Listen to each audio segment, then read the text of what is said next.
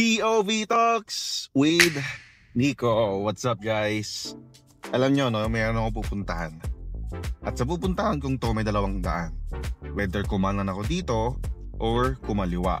Mas mabilis sa kanan, pero for this content, kakaliwa tayo para sa mas mahabang biyahe.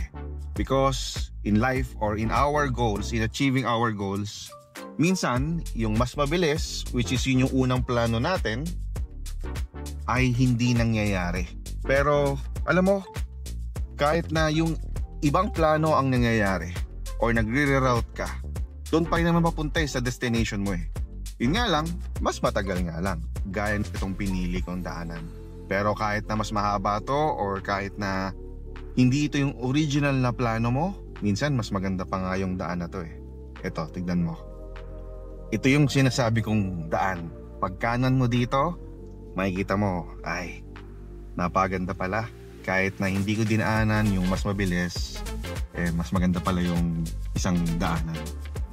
Alright, tapos sport mode tayo. You know? Woo! Look at the view. Look at this bridge. Wow!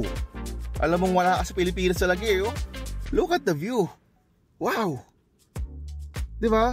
Kaya ikaw, kung hindi man nangyari yung unang pamamaraan mo or unang daan or unang plano mo para ma-achieve mo yung goal mo or yung destination mo, okay lang yan.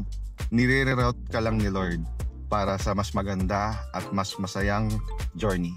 Pero ang destination, kung saan ka pa papunta, kung ano yung resultang gusto mo, hindi niya makukuha mo. Nire-route ka lang. So paano? Yun lang. Have a nice day everyone. Ciao!